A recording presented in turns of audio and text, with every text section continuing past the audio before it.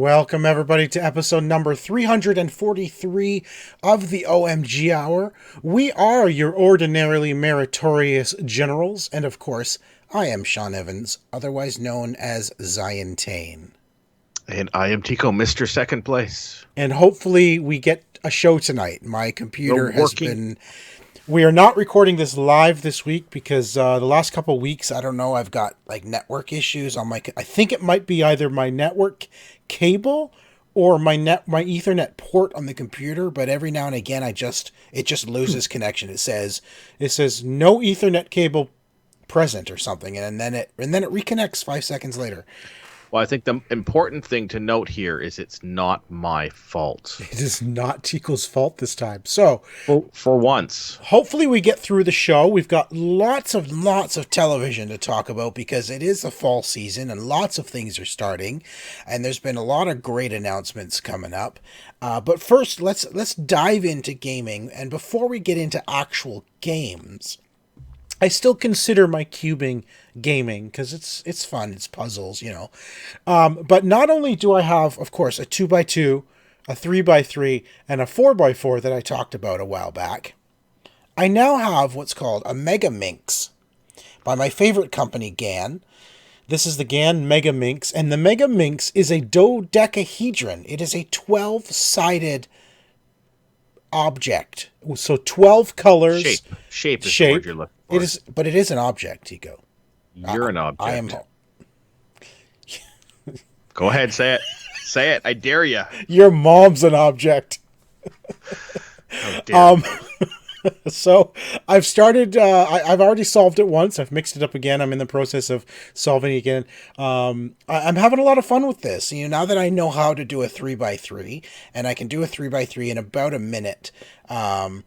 So I'm learning how to do this, and I'm hoping I can get quicker on this, and I'll start timing myself on the Megaminx. But I'm having a lot of fun. 12-sided, and you know, it's you still apply the same theories, the same methods as you would on a 3x3 with the Megaminx. So it's easy once you know how to do a 3x3 to jump into this. But I'm having a lot of fun with the Megaminx. It's a great shape.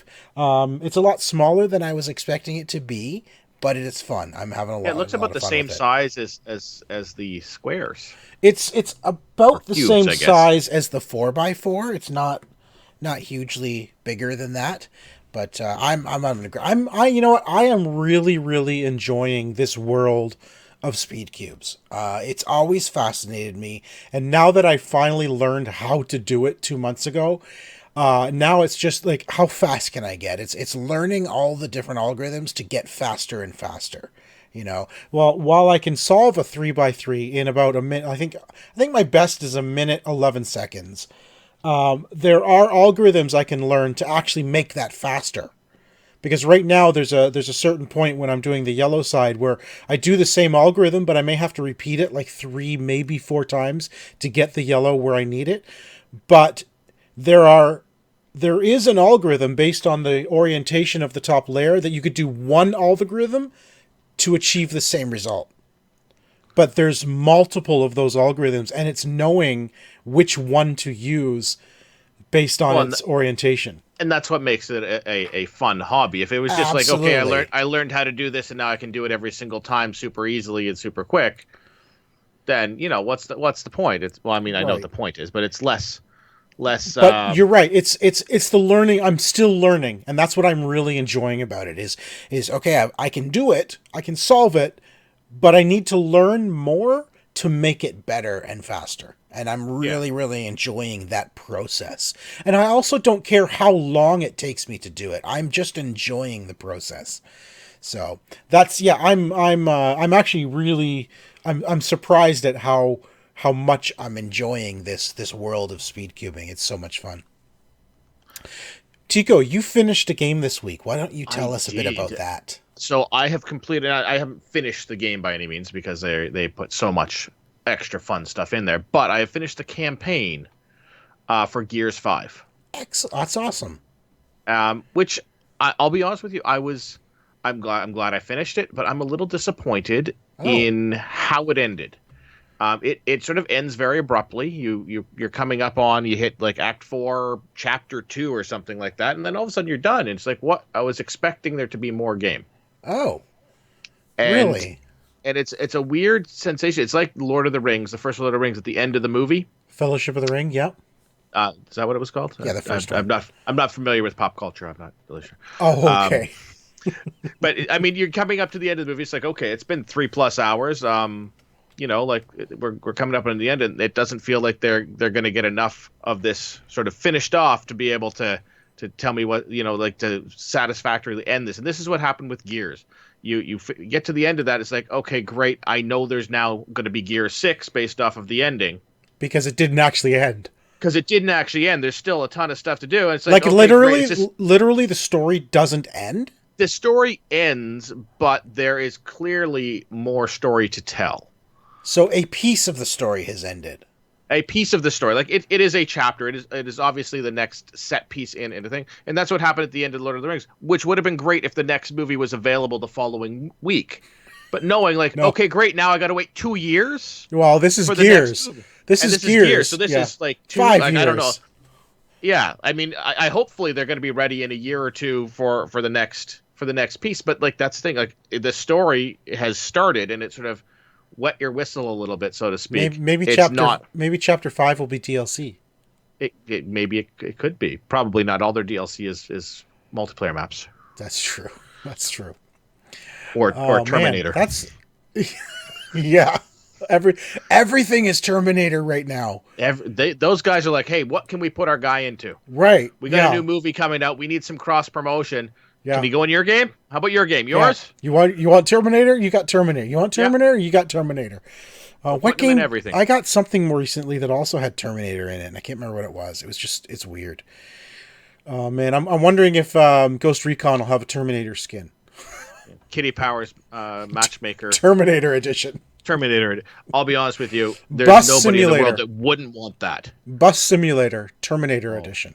I would play that. I honestly, I can't think of a crappy game that wouldn't be made better by adding a Terminator into it somehow. I mean, I don't know about good games, but if you took a crappy game, like think of the worst game you've ever played, and now add Terminator. Does it make it better?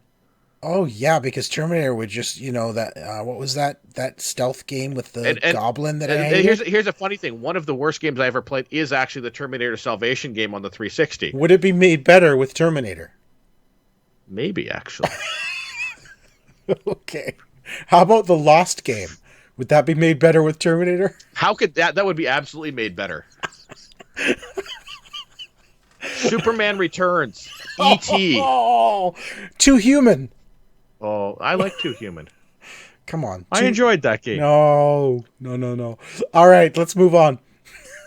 All right, let's talk about another game that maybe would be better with Terminator. Although it's not a bad game. I'm not saying it's a bad game. But, I mean, if you add Terminator to it, it's just better.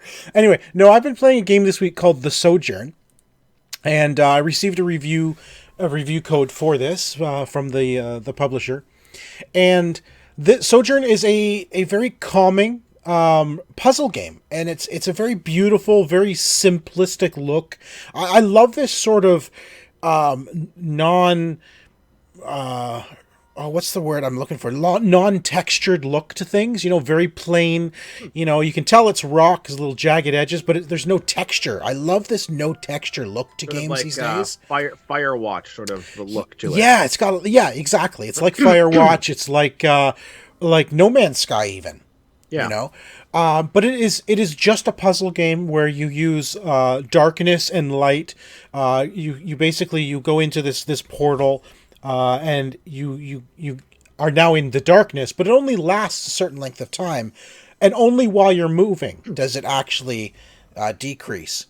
So certain things can happen while you're in darkness, like you can swap yourself with an object. So there's these totems, specific totems, that when you're in the darkness, you can look at it and you can swap places with it. So you go where it is and it goes to where you were, right? So you can jump yourself across the map. And there's other ones where you need to put the totem inside a chamber, and it actually generates energy to open like a gate that you need to get past, that sort of thing. There's other ones where if you put it into another chamber, it may duplicate it to another place. So now you can it has 2 copies of itself, and you can swap with either one of them. And then there's other objects that while you're in darkness, you can turn it on and it makes bridges appear that were not there before, or it fixes bridges that were there. And sometimes in darkness, bridges appear. So because when you're in the darkness, it's limited time. It's always running out while you're moving. So you have to be quick. You have to figure out the shortest distance between 2 places. You have to use the objects basically to get to the end of each level. And it's really smart. It's a really fun game. It's very, very laid back. There's no dying.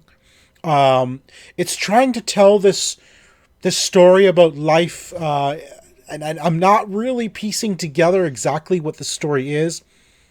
But it's a very interesting game. I love puzzle games. Yeah. This is a great puzzle game. This reminds me of a game I've played on Xbox. With similar look and feel, and it was also a puzzle game. I can't remember it for the life of me what it was called. And I won't remember. You won't remember. We'll just we'll move on, because I mean I'd have to turn on my Xbox and sort of look through everything to find it. But it looks very pretty. I love the way the levels sort of build themselves as you step out like this. Yeah, they do. Yeah, that's a great thing. Basically each level is attached by these it's a chamber. Think of it as a chamber. And you open the door as you approach it. And as the door opens and you enter the new chamber, the level actually builds around you. And it's very, very cool effect. It works really well. I am really, really enjoying the Sojourn. If you just want this sort of laid back, very musical journey through these worlds of puzzles, and the puzzles do get challenging. Like, you really need to sit. You go into it and you're like, oh, okay, I just need to do this and I need to do that, and then you're like, oh, wait a minute, that didn't work, and you really need to sit back and think, okay, I need to get that object over here. I need to swap myself while I'm here. And then I need to go there and get it over there. You know what I mean? Like, it's just, you really need to sit back and figure, how do I use the objects in the environment to get myself to where I need to go? And that's honestly the concept of the game. But the challenge is figuring out what are the steps needed to get through it. You know, and they're very well crafted puzzles, and I am thoroughly enjoying this game. If you love puzzle games, you want sort of a Zen experience, talking sort of about life, and I suggest getting this game. It's really, really well done. It's a beautiful looking game, and I'm thoroughly enjoying it. It's called The Sojourn.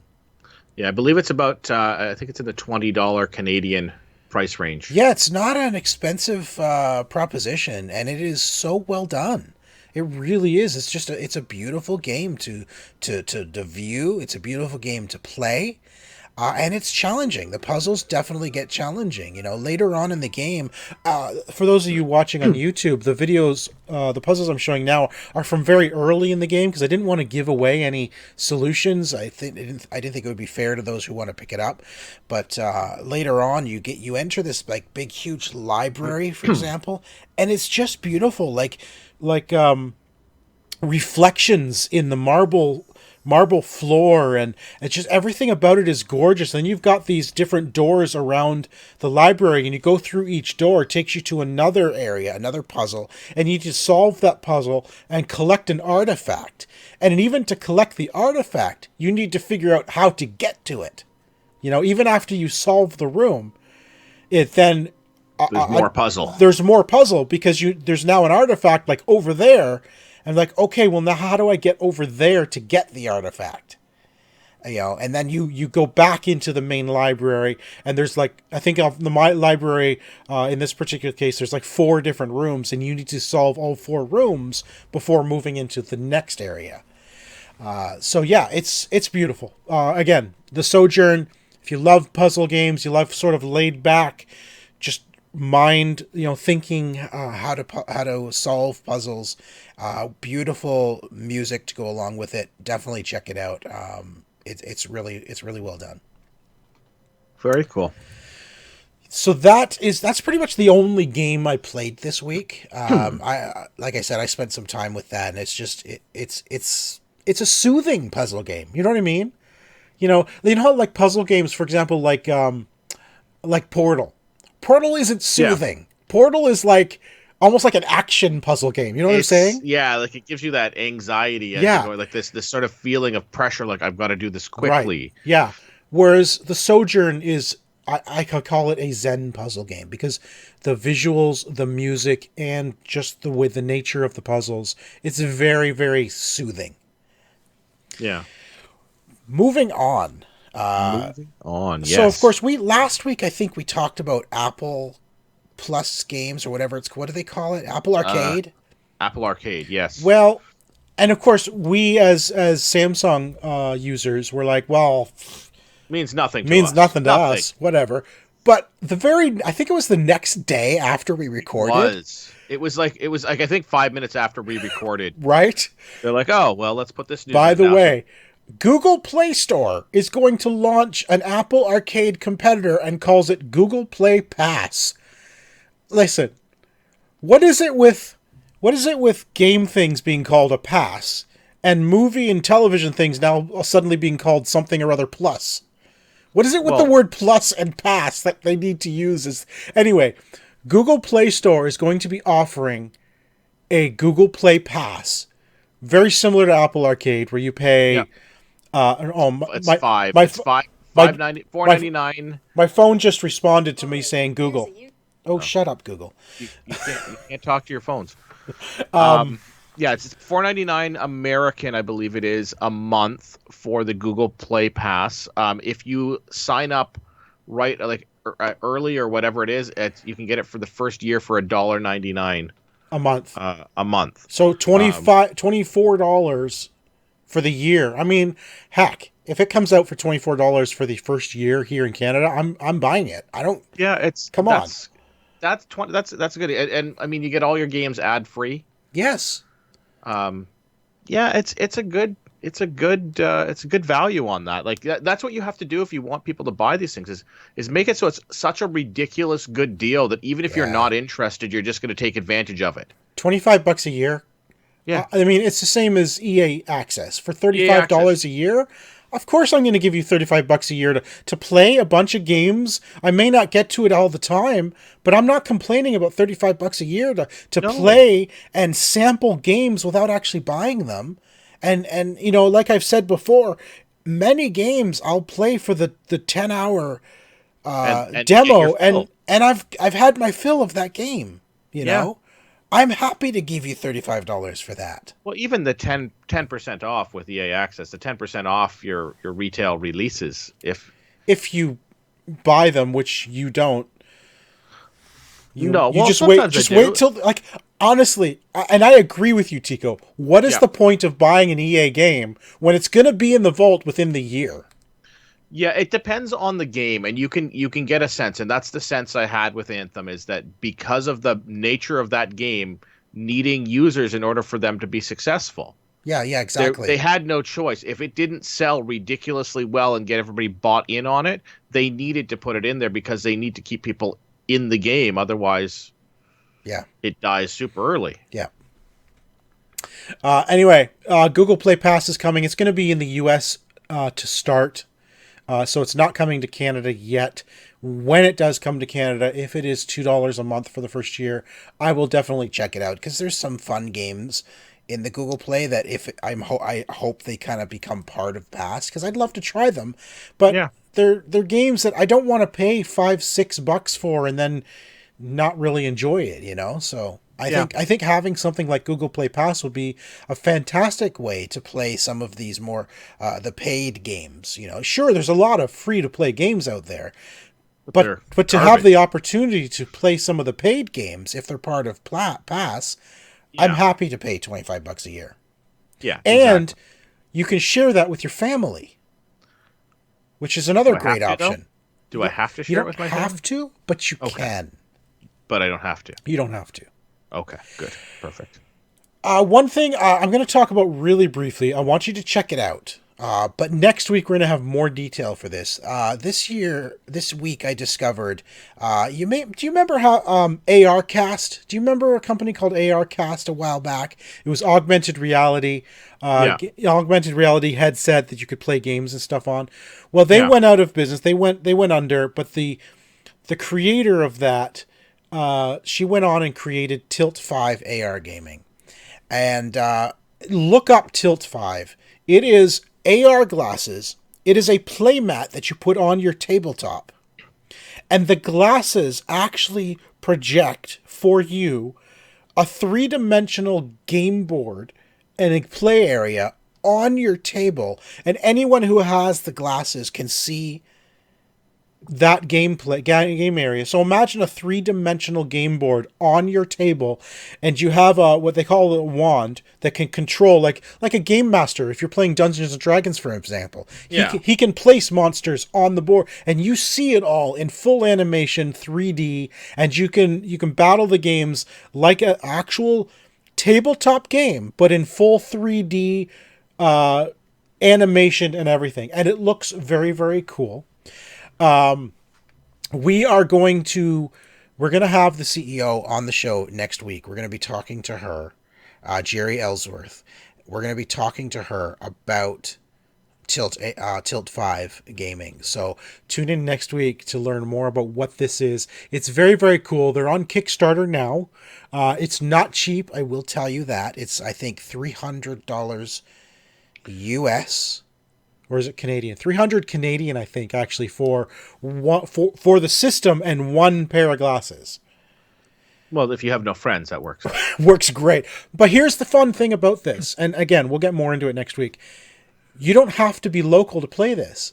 If you had, like, for example, Tico, if you had Tilt 5 AR and I had Tilt 5, we can actually play the same tabletop game online together. And we both see the same thing. Assuming your internet doesn't cut out halfway through the game. Assuming my internet doesn't cut out, exactly. Which I really like the idea of that. We do a lot of board gaming and stuff like that, where we have been finding it's been difficult to get the group together for gaming. Imagine remote play tabletop gaming.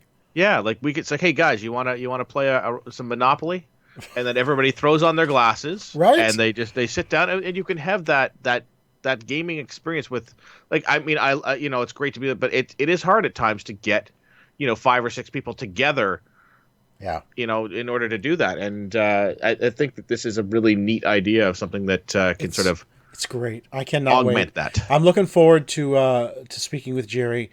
So next week we'll have an interview with her. We'll talk more about Tilt 5 AR gaming, but check it out at I believe it's just tilt5.com.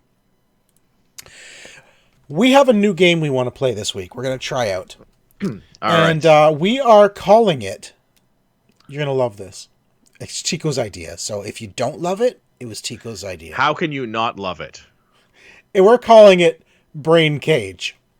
Brain Cage, I had this thought because, we've been doing Lone Wolf, which is based on an actual trivia game.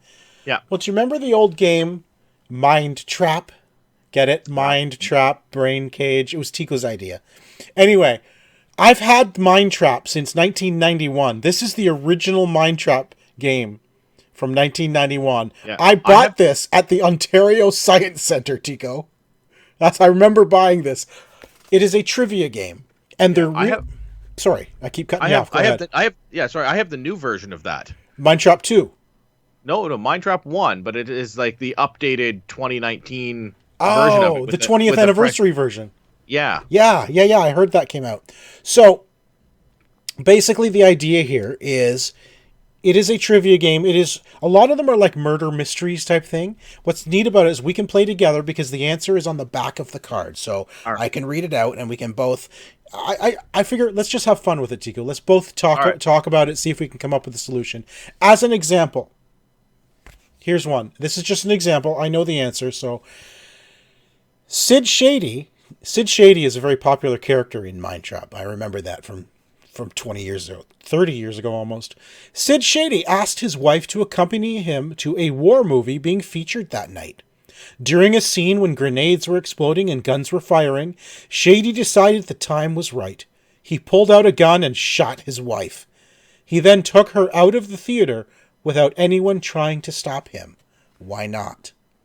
So that's the kind of thing these things are, and I thought this would be great to just talk about it. An easy one. All right, what's the answer to this one, Tico? It was a drive-in. It was a drive-in theater, exactly. A drive-in theater, and he just drove out. Yeah.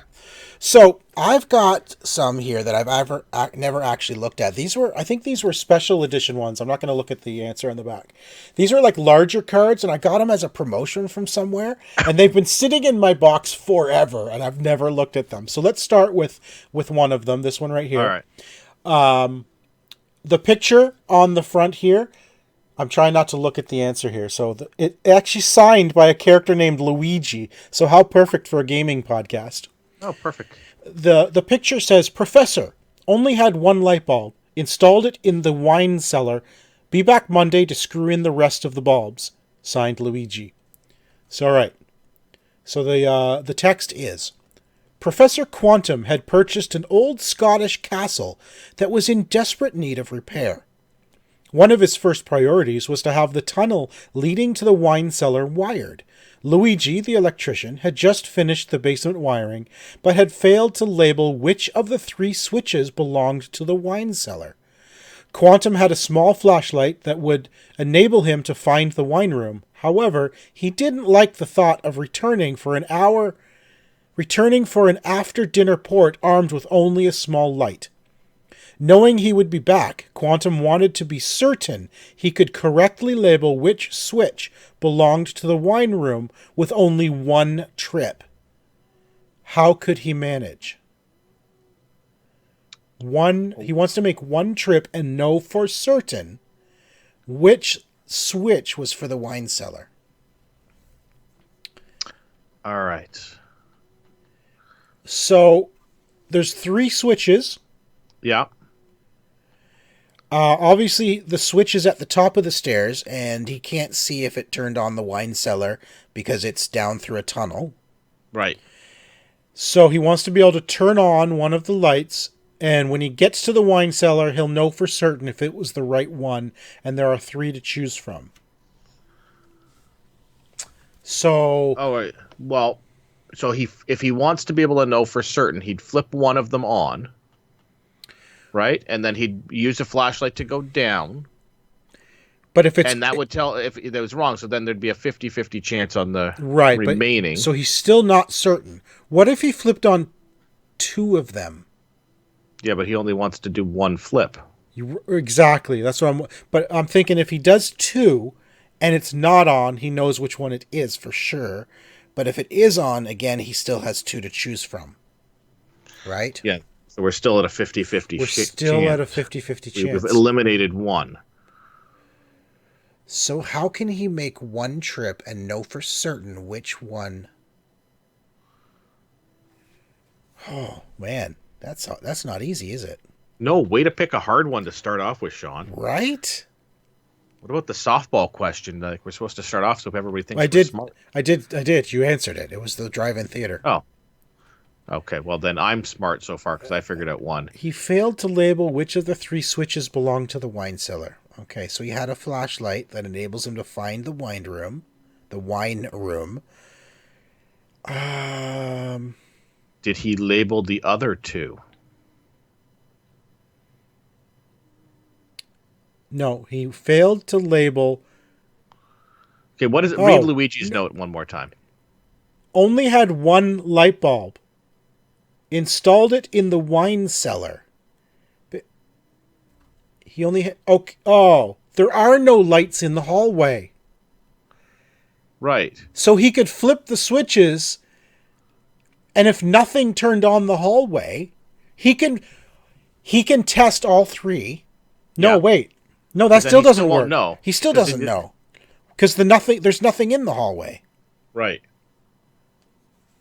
Sorry, I was thinking something else there. No, he won't know because flipping the switches on, there's no light in the hallway. What if he uses a flashlight, goes downstairs, takes the bulb out of the wine room, and plugs it into the hallway,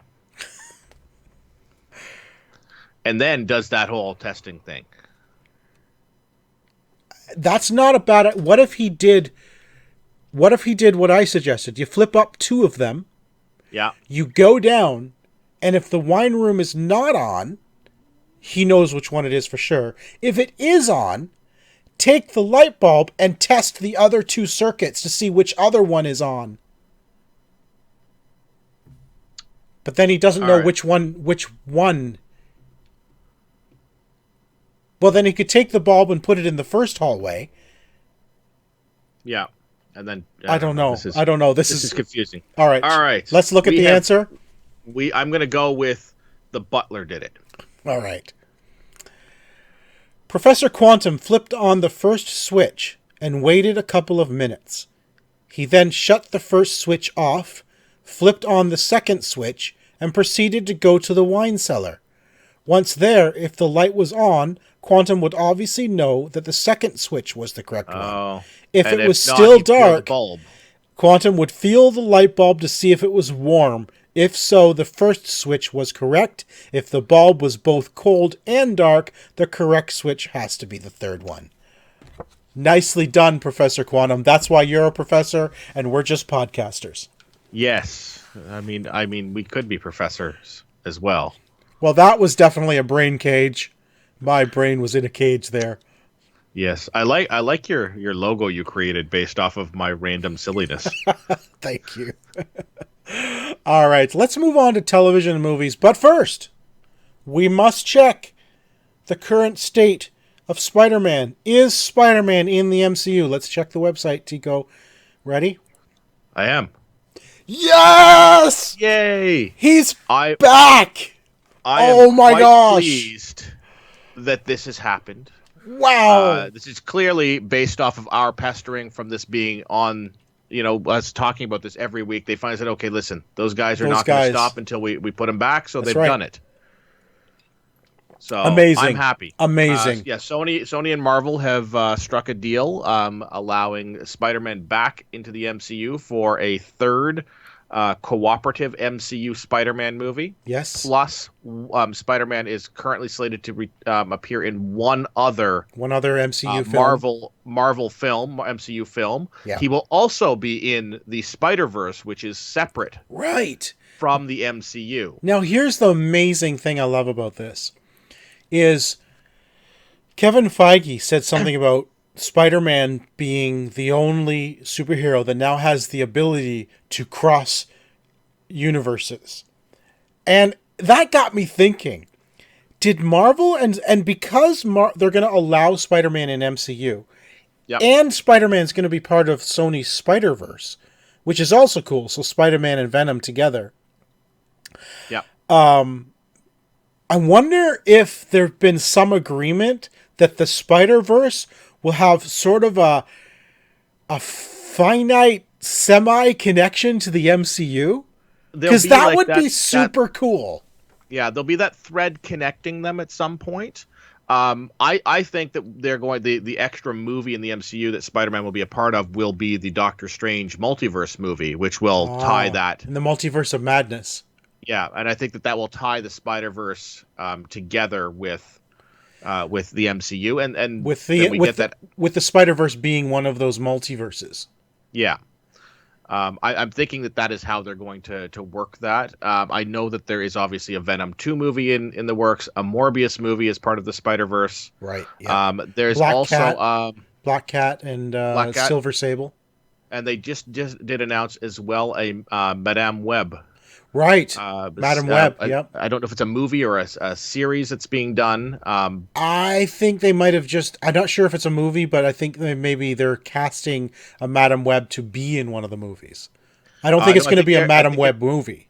I think they're doing a series based off of it or something along those lines. But she's just she's a backup character. She's like Oracle. She helps Spider-Man, right? She also in the Spider-Verse and Spider-Geddon comics opens portals for I can't remember which the bad guys are, but she opens portals to the different universes for them as well. Well, hello.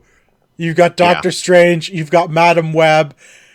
They're going to explain how Spider-Man gets from one universe to another, which, in essence, does tie the two universes together. Right, so they could have the ability for him to come back whenever he's needed in the MCU. They could lend some support to Spider-Man. Like, I would, you know what? I know it would be a logistics nightmare. I know it would be unheard of for two major studios like this to actually put their properties together. Can you imagine if Marvel said, okay, Sony, you work on Spider-Verse, you do your thing over there, and we'll pretend that they're all part of the same universe, but we won't really cross over. You know what I'm saying? Like, there might be, you can talk about events in each sort of thing. You can show pictures of characters. We're not going to have too many crossovers between, but Spider-Man can cross over between the two. But that's what I'm saying. Can you imagine if they had that sort of semi-connection between the two universes? Yeah, that would be freaking cool. Yeah, if they actually allowed like the comic world connection, like if you're part of Marvel, then like, you know, we can work together, and Spider-Man can be here. You guys can talk about, you know, the events in, you know, of the, you know, Infinity War in your Spider-Man movie, in your Venom movie. That could be part of it. You can say the name Iron Man, you know, you can say the names of these characters. The characters won't be there, but you can act as if they exist. To me, that would be absolutely fantastic. Yeah, I would agree. I think that would, without like, you know, having to do the, you know, the nods and the like little hidden, the big green things. Guy. Yeah. Like saying, like, just say the Hulk. Exactly. You know, why?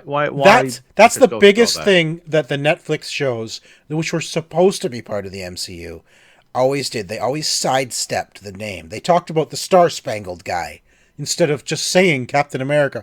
And they actually said the big green guy instead of just saying the Hulk. Yeah. It was so stupid. You sidestep the name of the character just to not say the name. You know, the incident in New York. The incident. Exactly. Yeah. Oh my gosh. Anyway, let's look at that one more time, shall we?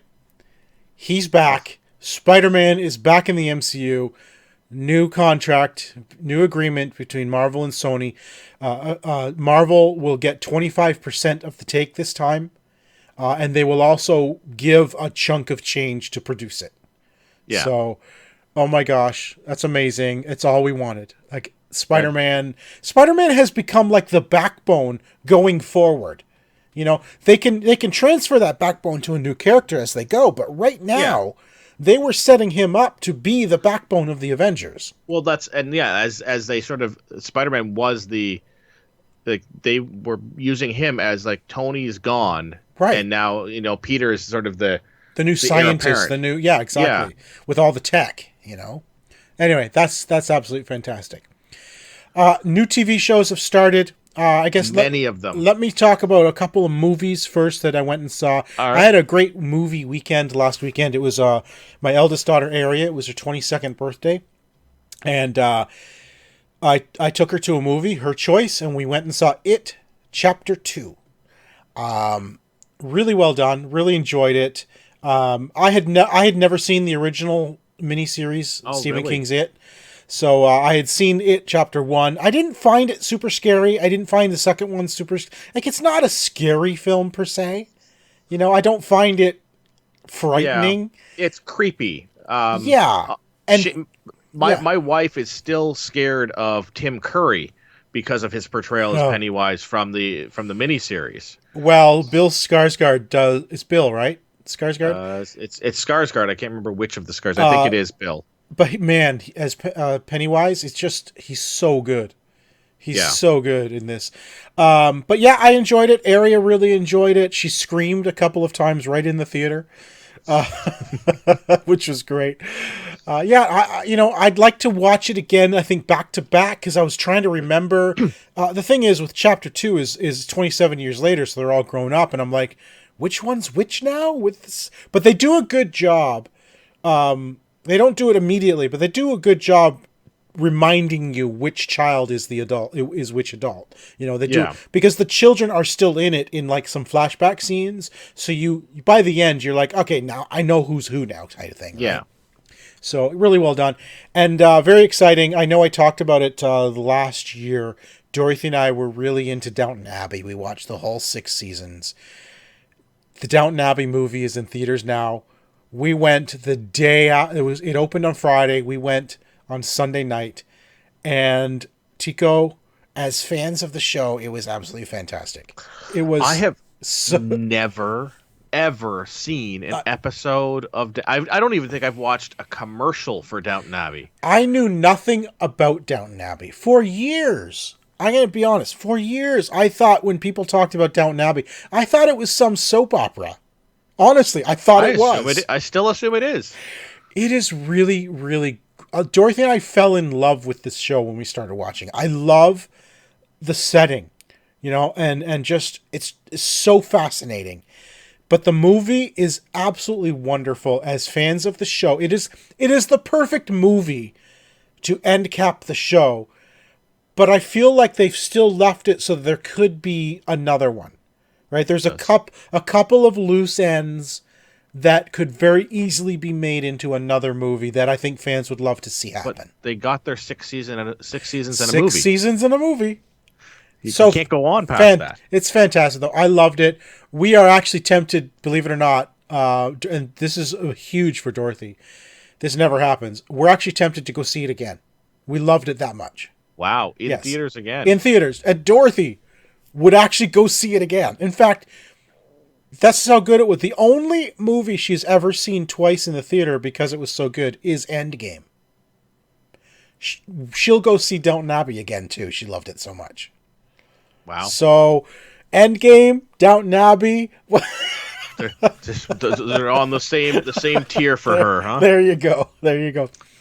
All right. You have a huge list. So this was my TV watching week. Yeah. I actually added stuff to the list in between. We were supposed to record at 6. I added more stuff because we had 3-hour gap, and I watched more stuff. Can I tell you right now before you go through your list?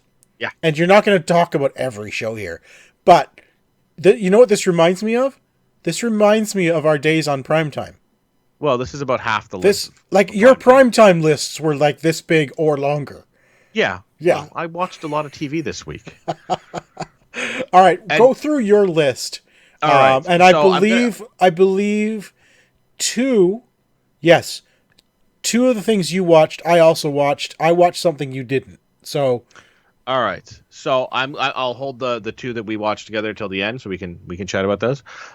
So I watched a new series with Colby Smothers called Stumptown. Smolder, whatever. You know who we're talking about. Maria Hill. Maria Hill, yes. So new TV series. Robin, yes. It is an interesting take. So her character has left New York after she and Ted didn't get along. Oh, maybe it's not tied to that. I don't know. It's a sequel to How I Met Your Mother. Yeah, so she is a military vet who has the ability to just sort of find people. She's sort of a screw up.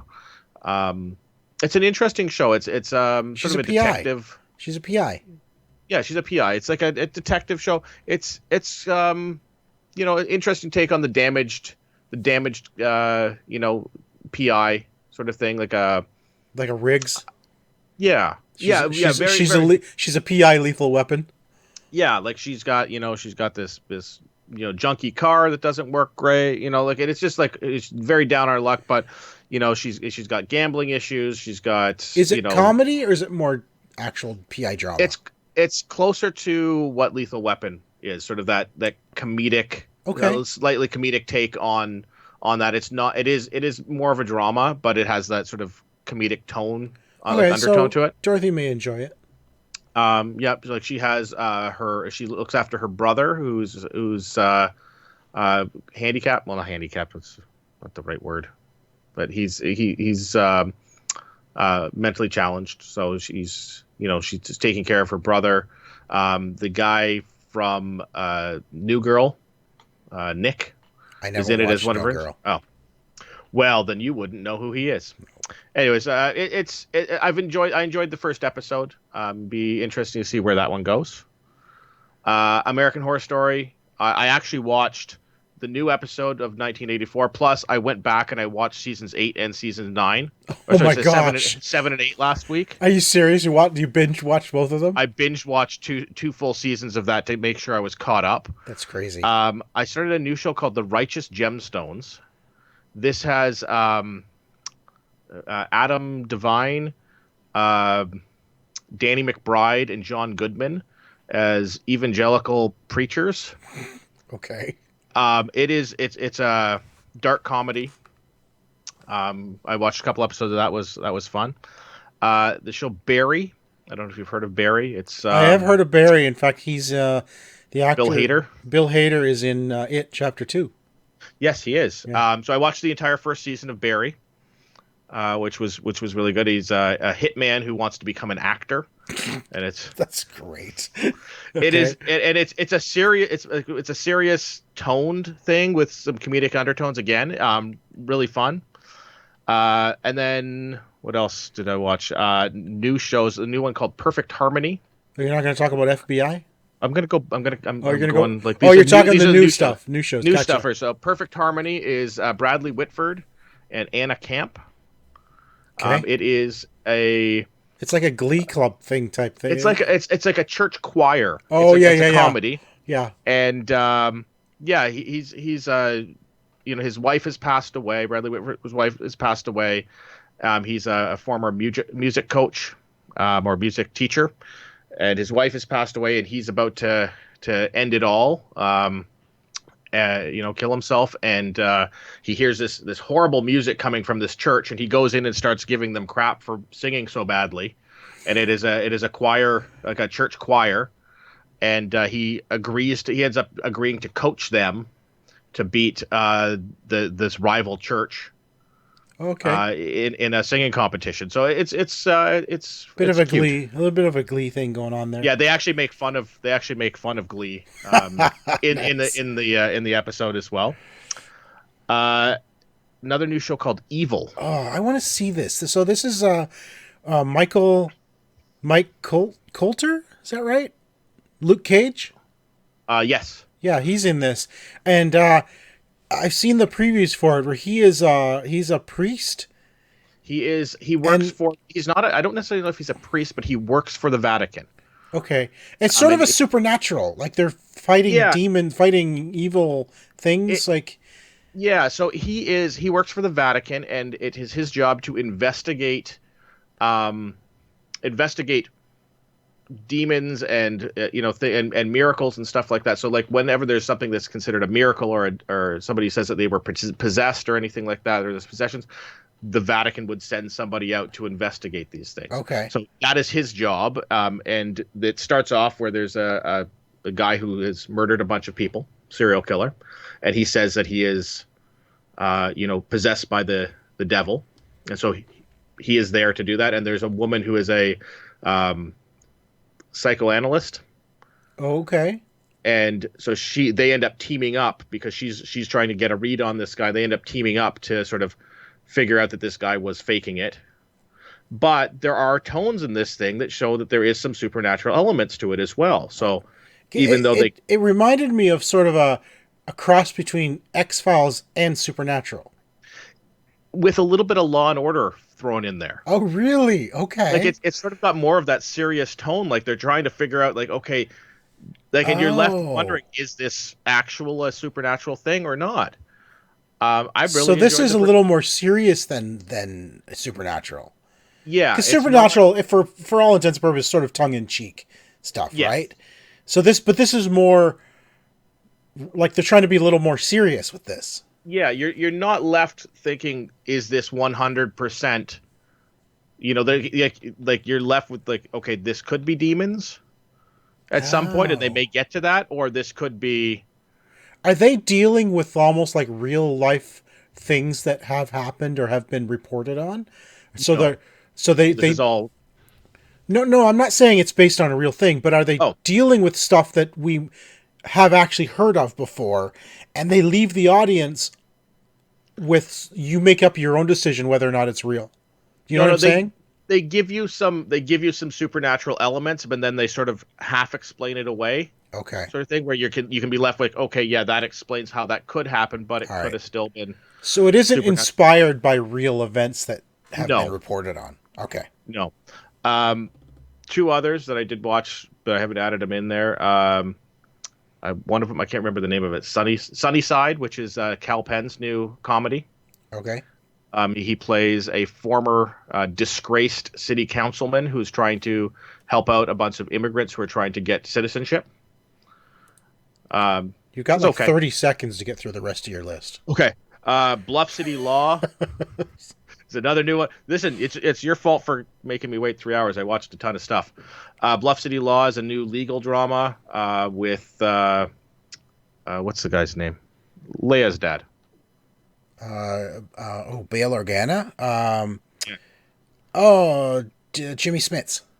Jimmy Smits. It's a law firm that they're going after, corrupt companies and stuff like that. First episode was okay, pretty good. All right, and then the stuff that came back, we've got FBI started its new season, 911 started its new season, Survivor is back again for the 100th season. It's like season 39. It is ridiculous. Stupid. I've not seen a single episode of Survivor. Well, I don't know why you would start now then. I have no intention on starting. All right. The Masked Singer season 2 has started, and I heard Ninja was unmasked in like the first episode. Ninja was unmasked in the first episode, and I actually so Shannon and I watched this, and we try to speculate and guess. I got that one right. How did you know it was Ninja? Because they do little clue packages and stuff like that, where they show them in their costumes, like in like little visual clues and stuff like that. And he was wearing a gaming headset, and so I got the sense that, like, based off of his mannerisms and stuff like that, that he was very uncomfortable being up there. Oh, okay. And I'm trying to figure out, like, who it might be, and I said it was Ninja, and I was right. So I am 1 for 2. Good. Because the two got eliminated already, so I'm 1 for 2 on my guesses so far. It is a great show. If you are not watching it, you should watch it, Sean. I think you and Dorothy would enjoy it. And you keep telling me, but you should watch it. You should watch it. Okay, don't. And then the stuff that we watched together. Yeah, well, not together, but we both not watched. Together at the same. Well, I mean, it's Superstore and The Good Place both came back. Two of my favorite shows, of course. The Good Place. It's the final season, season 4. They are ending it, and I love the show. I've watched The Good Place twice now. While I was waiting for season 4, I went back and watched the first 3 seasons again. That's how good this show is. It is a great show. I like where they're going with the new season. They've added some new characters in there. I don't like the fact it's the last season, but no. I will give them that they decided on their own that this is the final season. This is how we want to end the story. Yeah. And they did, and all of the actors who are on it are saying that as viewers, because they're fans, they love the show too. Like, they just loved being on it. They didn't want to see it end, but they're saying that it's going to be a very satisfying ending. So I'm very much looking forward to it.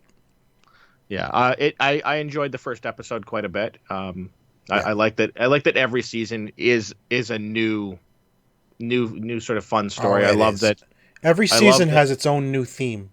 Yeah, I love that Derek is back. Derek. I don't know that actor's name. Because I only know him by his characters that he plays. He's always playing crazy characters. Yeah, always. Yeah, he was in Pimento in Brooklyn Nine-Nine. And he played in The League. He was Rafi in The League.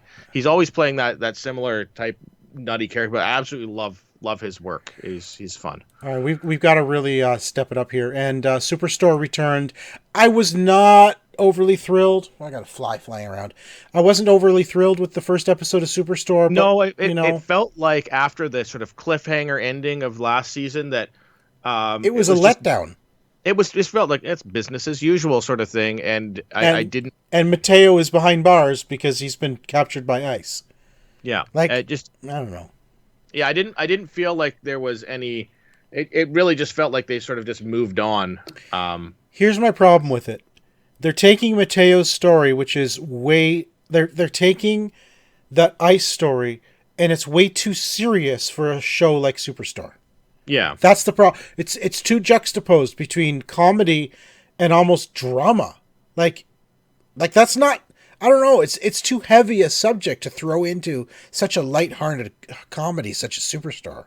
Yeah, I mean they can do it. It almost feels like they're not doing anything with it either, though. Like it almost just went like back to they went sort of back to the regular hijinks, and it feels now because they've gone a serious tone and they've gone back now to the regular hijinks. It doesn't feels fit. Almost like, yeah, it does not. It feels awkward. Yeah, I agree, and I hope they resolve the Mateo thing quickly. I don't know how they're going to resolve it.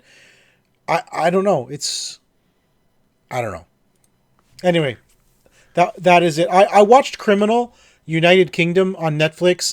We watched 2 out of the 3 episodes, and there's multiple series. There's Spain and France and Germany. They're all only 3 episodes each. Criminal is a crime drama, but it takes place only in an interrogation.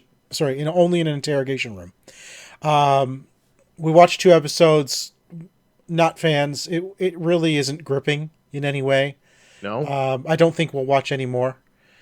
Dorothy's a huge fan of like the criminal shows, and she wasn't into it. It's just there's nothing exciting about it. I loved the concept, but it kind of falls flat.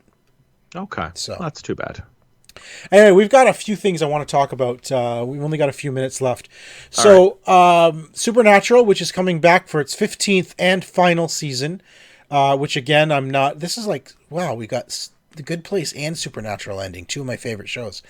But here's something interesting. Of course, Jared Padalecki, who plays Sam on Supernatural, he's not going to be out of work for very long because they're already tapping him to play Walker in a reboot of Walker, Texas Ranger. And I'm thinking to myself, I don't think you could have found a better actor to play Walker, Texas Ranger. Other than just calling up Chuck Norris and seeing if he wants to do it again. Right? I mean, I don't know. There's just something about Jared that, like, yeah, that works. I'm not upset about that. I mean, I never watched the show. I never watched the original, but I mean, okay. Yeah. I'm actually looking forward to this. I did watch the show. I actually enjoyed the show. It was a good show back in the days. It's another one of these, old shows that we used to watch where it's like, and let's remake another show. And here's the thing, it's not going to be a sequel. It's going to be a reboot. Like, he's not going to be like the son of Walker or something, you know what I mean? Or grandson by now, I don't know. But no, it's actually a reboot. So there's no connection to the original. But I'm like, yeah, I can see Jared as Walker for sure. Absolutely. Yeah, I'm okay with this. Last week we talked about remember Battle at Big Rock for the little tie-in movie for Jurassic World 3. Did you watch it yet? I did watch it. Wasn't it good?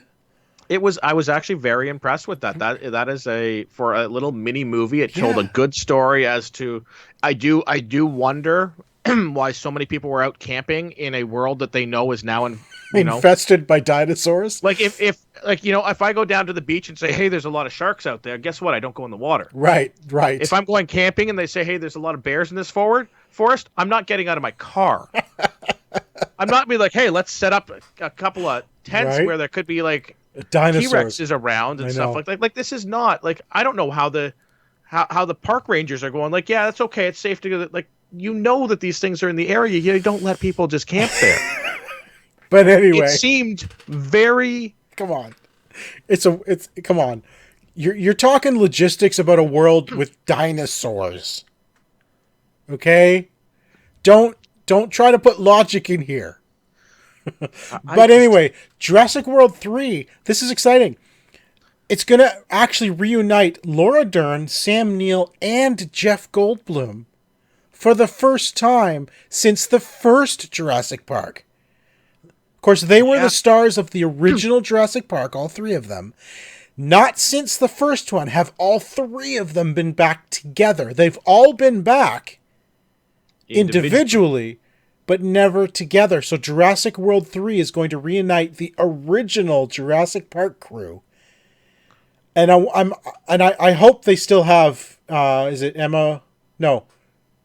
It's Chris Pratt and Bryce Dallas Howard. Yeah. I hope they're in it. I mean, they have to be. It's their series, right? Yeah. But to get now they've got the 5 main characters from Jurassic Park from the Jurassic Park series. That's pretty cool. That's pretty cool. I'm excited. I mean, the last movie wasn't fantastic. No, but based on Battle at Big Rock, I'm excited for the third one. This was, growing up, the Jurassic Park stuff. I'd read the books. I am a big fan of anything they're going to put out. I do enjoy the production value that you get to see, even if the storyline is sometimes lacking. I'm still excited about seeing the next movie. Me too. More so now that I've seen this little 8-minute movie, and that those 3 are going to be in it again. That was their whole budget for that 8-minute movie. Everything else is now like claymation. It's cartoons. Yeah.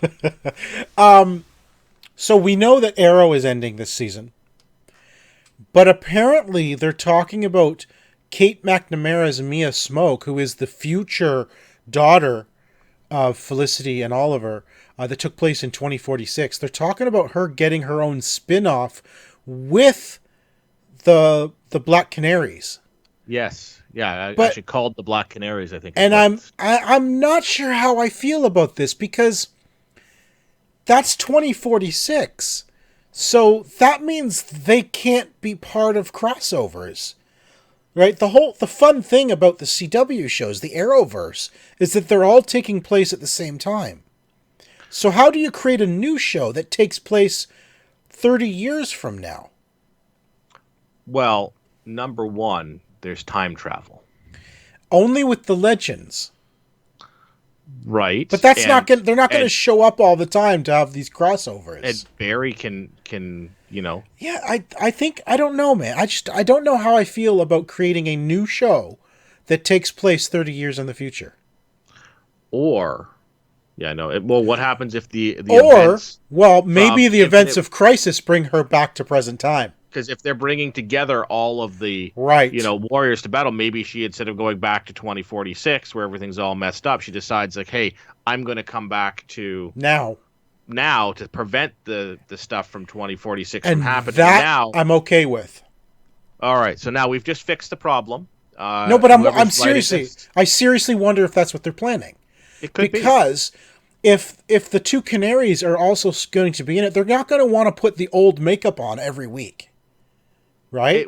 There's that, as well as from a logistical point of just filming it. If you have to make everything everywhere you're filming look like it's in either like desolate and blown up in the future, or super technical and everything like that, by look at like all these doors opening up like we're on Star Trek all the time. Yes, it makes sense to have them so they're back in this timeline. And I wonder if that's what they're planning, is during the events of Crisis, she'll end up in the present. Yeah, that way they can just film in the forest in Vancouver like everybody else does. Exactly. And you're good to go. And while we're on the topic of Crisis, and this is the last thing we have for today, 2 more things have been announced for Crisis. I mean, okay, listen, this is what happened. First of all, let me tell you, Linda Carter is being talked to as reprising her role as Wonder Woman, which isn't hard because she's already part of the Arrowverse. She plays the President on Supergirl. On Supergirl, correct. Ashley Scott, who played the Huntress in 2002's Birds of Prey, has now signed on to reprise her role as Huntress. I mean, I loved that show.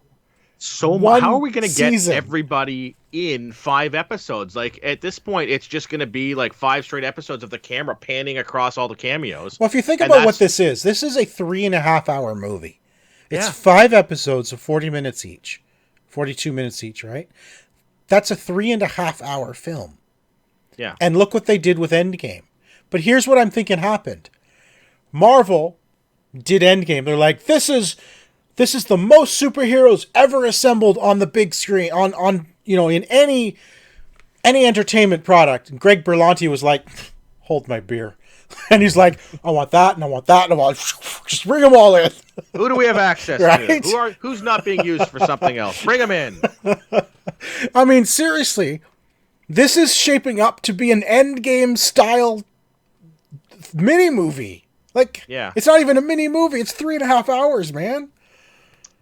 It's like, oh my gosh, this is going to be so epic. There's going to be so much stuff in here. It is going to be.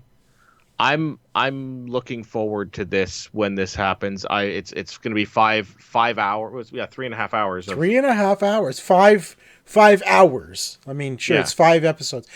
Interestingly enough, and we'll end on this, is the because Legends of Tomorrow is a January show. Like, it doesn't start until January usually. Yeah. But Legends, they actually start. No, Supergirl starts it. But Legends is in the early, I think, January or December. But their episode during the crisis isn't an actual episode of Legends. It's being called a special episode. It's not actually part of the next, like, season 5.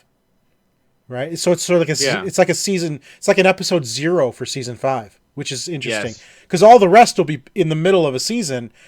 The Legends is not actually part of their season 5. It's outside.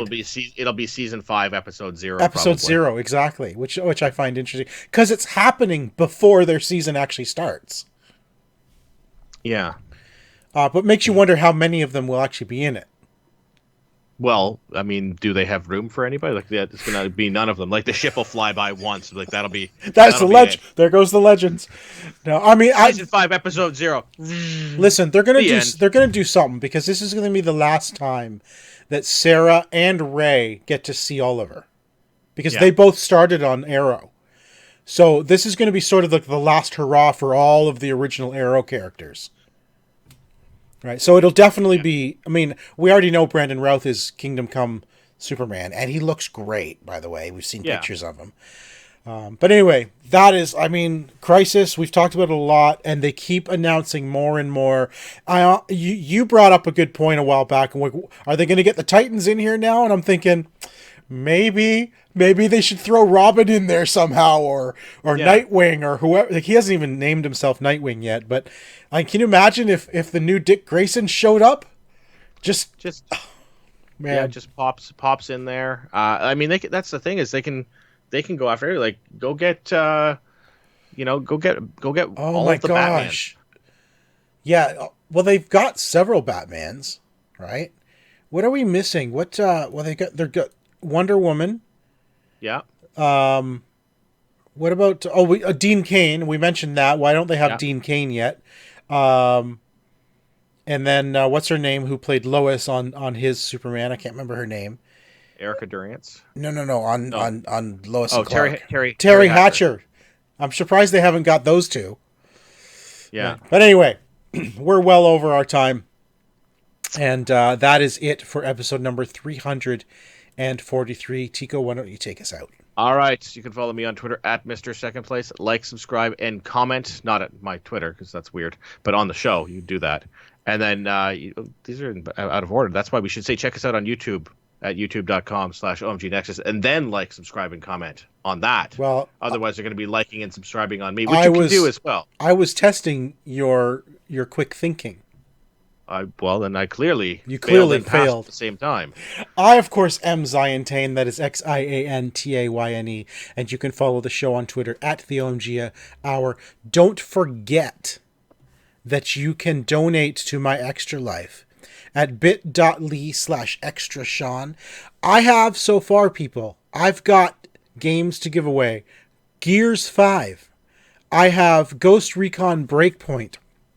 I have Sekiro. And I have Crash Team Racing Nitro Fueled. You got some good stuff, Sean. And I'm still working on getting more. There are people I have not heard back from that I'm hoping will say, yes, here's a bunch of stuff. So yeah, get your donations in. Any donation, $25 or more, will be entered into a draw to win games. And I have a lot of games. There's 20 copies of Sekiro, 19 copies of Crash Team Racing. I don't know how many of Ghost Recon yet, because, hey, guess what? The game's not out yet. But it's Ubisoft, and if they've been generous like they have in the past, it'll be like multiple copies for all the platforms. So I am very pleased about this, because I have donated more than $25. You have. And of course, I've got a couple copies of Gears 5 to give away as well. So donate early, donate often. Let's get to $2,000. Or if I can get to $3,000, folks, on my final year, it's been 10 years. If I can get to $3,000 this year, I will have raised over the course of 10 years over $15,000. That's okay. That's all right. It's nominal. All right, I guess. It's nominal. But anyway, that is it for episode 343. Thank you, everybody, for listening. Thank you for watching, and thank you for donating. We'll be back again next week. Bye, guys.